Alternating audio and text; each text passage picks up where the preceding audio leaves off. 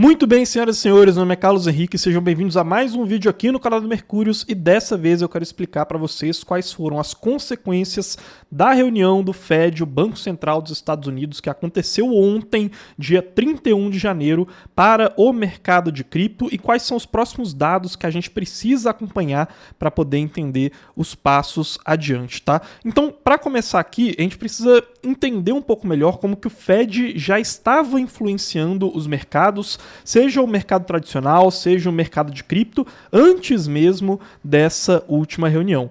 A gente viu aqui, ao longo do final de 2023, o mercado fortalecendo uma narrativa mais otimista com relação a cortes nas taxas de juros, especialmente após a última reunião do Fed, que aconteceu no dia 13 de dezembro. É por isso que eu selecionei aqui alguns períodos do mercado. Essa linha laranja aqui é a performance do Bitcoin e a linha azul é o S&P 500, né, o principal índice da Bolsa de Valores lá dos Estados Unidos. Percebam que a gente teve então a reunião do Fed acontecendo bem aqui, né, dia 13 de dezembro, a penúltima reunião do Fed, e aí a gente teve um período aqui de alta do Bitcoin e do S&P 500, impulsionados aqui por diferentes narrativas. No caso do Bitcoin aqui, especialmente por essa questão de um otimismo maior com relação ao futuro das taxas de juros, né? Por isso eu coloquei isso aqui como fator Fed, né? Expectativa em relação ao posicionamento do Fed, o S&P 500 também com relação a essa expectativa, sendo que o Bitcoin também teve uma baita ajuda aí por conta da narrativa do ETF de Bitcoin, tá? Então aqui eu peguei o período desde a última reunião do Fed até o final aqui de 2023, né? E comecinho ali de 2024.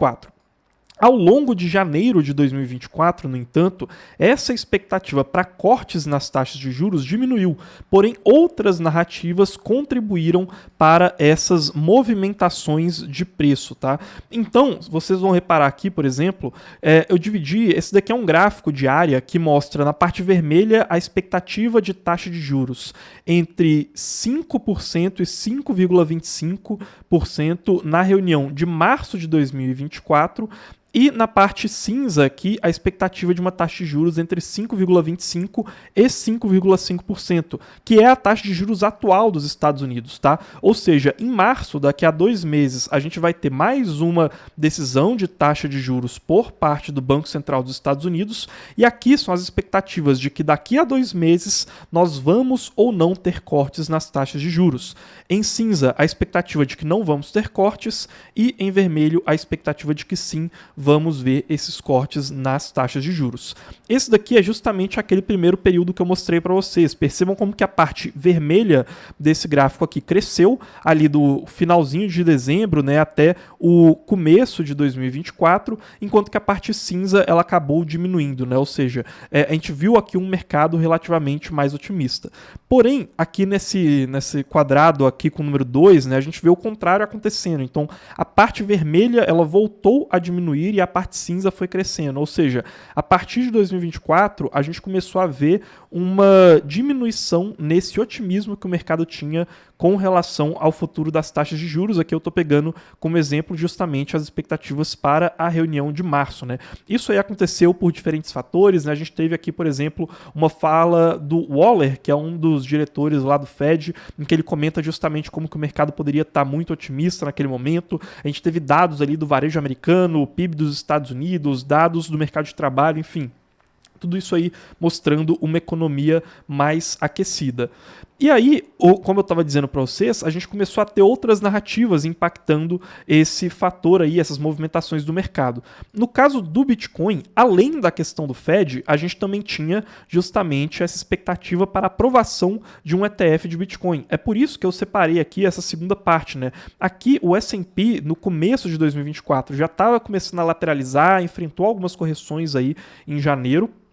Porém, o Bitcoin ele não parava de subir, justamente porque o S&P 500 já estava precificando agora um cenário um pouco mais pessimista com relação ao Fed, porém o Bitcoin continuava subindo na expectativa de aprovação de ETF, até que finalmente essa aprovação aconteceu aqui, né, no dia 10 de janeiro, e aí de lá para cá o Bitcoin acabou enfrentando uma correção, tá, pessoal? E aí eu queria trazer justamente isso para vocês entenderem a movimentação que o S&P, né, o mercado tradicional, vai fazer depois disso. Aqui nessa parte 3, aqui, né, nesse último retângulo, vocês vão reparar que a parte cinza do gráfico ela continuou crescendo.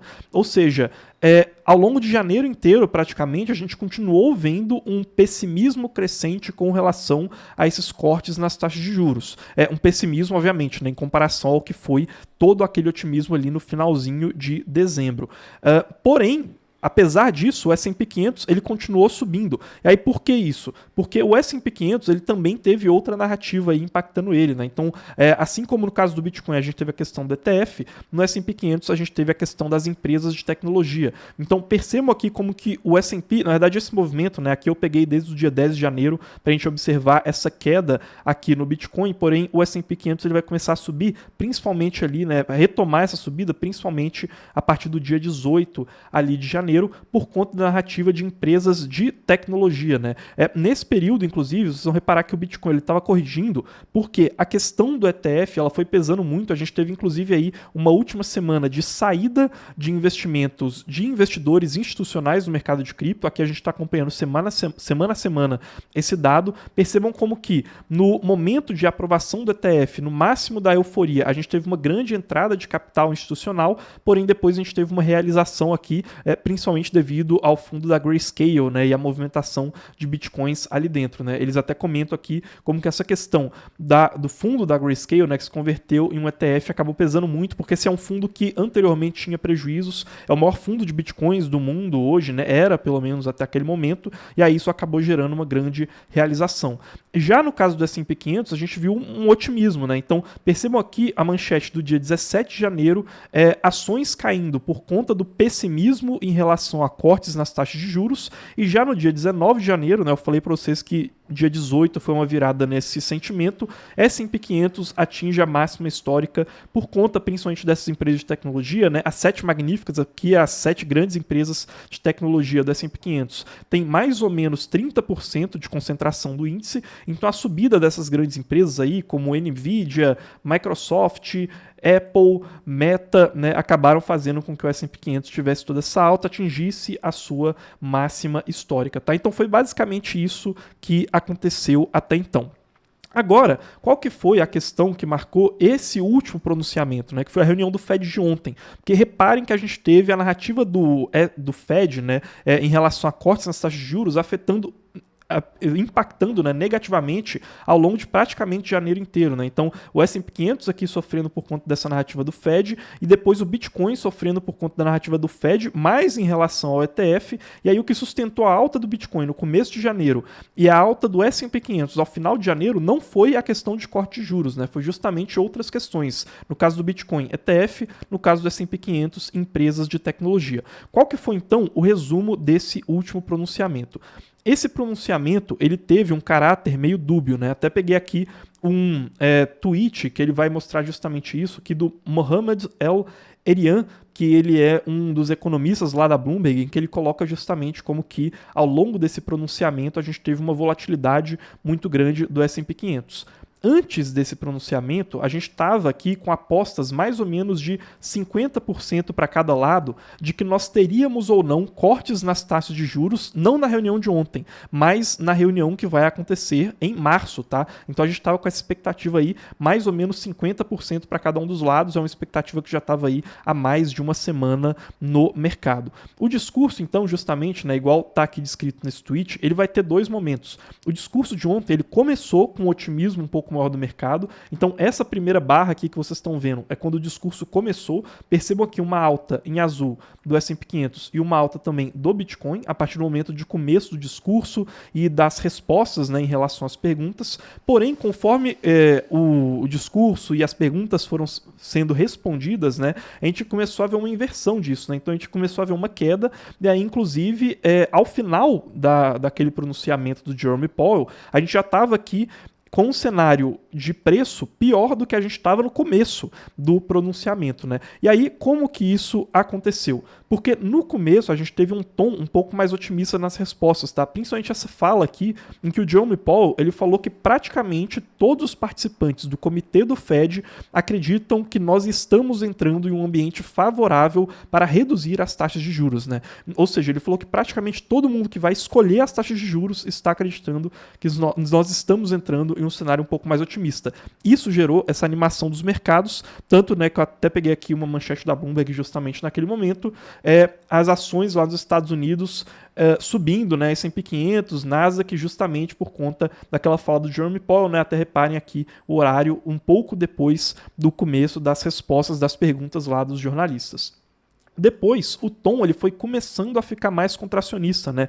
Então, o Jerome Powell ele respondeu lá, por exemplo, que ele não acredita que o comitê vai ter o nível de confiança necessário em março para iniciar cortes nas taxas de juros lá nos Estados Unidos. E aí, pegando aqui novamente uma manchete, percebam aqui, poucos minutos depois, S&P 500 caindo depois que o Jerome Powell afirmou que os cortes de taxa de juros em março não são prováveis, né? Que a gente não deve ter essa confiança toda. O resumo final da reunião de ontem é que a gente tem, então, menos cortes das taxas de juros, menos chances, né, dos cortes das taxas de juros acontecerem em março. Foi um discurso que acabou jogando um pouco de água fria nos mercados, acalmando essas expectativas. Aqui eu estou mostrando para vocês como que está exatamente hoje, no momento de gravação desse vídeo. A gente tem a maior parte do mercado acreditando que nós não teremos cortes nas reuniões que ocorrerão, na reunião que ocorrerá ali no dia 20 de março de 2024. Tá? Então, de maneira geral, foi um discurso que trouxe um caráter um pouco mais negativo de leitura por parte do mercado do que aquele que a gente viu lá no dia 13 de dezembro. Tá? Então, de maneira geral, foi um fator que trouxe um pouco mais de pessimismo para os mercados, apesar de que quando a gente fala de corte de taxa de juros, no geral, os mercados continuam otimistas aí, prevendo majoritariamente que a taxa de juros ao final do ano vai estar ali mais ou menos entre 3,5% e 4,25% nos Estados Unidos. Então, o que a gente pode tirar, né, para cripto, o que vai mudar a partir de agora, só para eu conseguir finalizar aqui esse vídeo. E só antes de falar essa parte aqui um pouco mais prática, eu quero trazer um recado para vocês, né? Justamente falando aí sobre o que pode mudar em cripto. Se você quiser ficar mais atento ao que acontece no mercado de cripto, é só clicar no primeiro link aí da descrição que vocês vão ter acesso ao Minuto Cripto, que é esse e-mail que eu estou abrindo aqui agora para vocês, que a gente dispara todos os dias de maneira 100% gratuita, né? A gente disparou aqui, por exemplo, alguns dias atrás, uma análise sobre a Sei Network, que era uma cripto que estava se destacando ali no mercado. A gente também postou lá para os inscritos no Minuto Cripto um tutorial sobre a Eigenlayer, né? Como concorrer exatamente a esse tipo de airdrop aqui, né? Então, se você quiser ter acesso todos os dias a um resumo com as principais notícias, análises e oportunidades do mercado de cripto de maneira 100% gratuita, é só clicar no primeiro link aqui na descrição e vocês vão ter acesso a esses e-mails aqui disparados diariamente, que são o Minuto Cripto, tá? Mas vamos lá. O que muda para a cripto agora, depois da reunião de ontem que foi feita pelo Banco Central dos Estados Unidos? A gente continua em um cenário relativamente otimista para a entrada de liquidez ao longo do ano no mercado. Tá? Então, o cenário com relação às taxas de juros, como eu mostrei para vocês aqui, continua relativamente otimista, apesar de não tão otimista quanto estava o mercado ali ao final de dezembro de 2023. Outros fatores, eles ainda podem acabar impactando o preço. Igual eu mostrei para vocês, olha, o Bitcoin teve seu momento de alta em janeiro, apesar do pessimismo relativo macroeconômico por conta do ETF, e o S&P 500 teve alta por conta da narrativa de empresas de tecnologia. Então, assim, outros fatores ainda podem impactar o mercado, seja positivamente, seja negativamente, apesar desse cenário macroeconômico, tá? Apesar de que o cenário macroeconômico, na minha visão, hoje é o principal fator. Principalmente a questão de investidores institucionais, tá? Então, como eu mostrei para vocês, essa saída, por exemplo, do fundo da Grayscale tem ocasionado ali correções no mercado pós a questão do ETF, quando a gente fala de Bitcoin. Quais dados acompanhar, então? Dados de crescimento e varejo nos Estados Unidos, dados do mercado de trabalho, inflação, né? Então, principalmente quando for liberado aí a métrica de inflação do PCE de janeiro e de fevereiro, vão ser métricas que podem impactar muito a decisão do Fed em março, tá? Então, é isso aí para a questão macroeconômica. O ideal é que a gente veja uma economia desaquecendo de maneira ordenada e uma luta contra a inflação que seja bem sucedida, tá? Então esse seria o melhor dos cenários. E com relação a investidores institucionais, principalmente Ethereum e Solana, né? A gente viu essa narrativa muito forte agora com Bitcoin. Ethereum e Solana talvez sejam as principais candidatas aí a chamarem mais atenção dos institucionais, né? Então assim, mas o próprio Bitcoin também consegue ter ainda uma parte dessa atenção. Então questões relacionadas a ETF, a narrativas de reserva de valor, narrativas de tecnologia que chamem esses institucionais para o mercado de cripto ainda podem continuar impactando o preço, tá? No mais, por hoje, né, no vídeo de hoje, é só, tá? Espero que esse vídeo aqui tenha sido útil para vocês. Não se esqueçam de se inscrever no canal, de deixarem o like de vocês aqui, se inscreverem no Minuto Cripto aqui embaixo, me seguirem nas redes sociais. A gente se vê em um próximo vídeo aqui no canal e até mais, pessoal!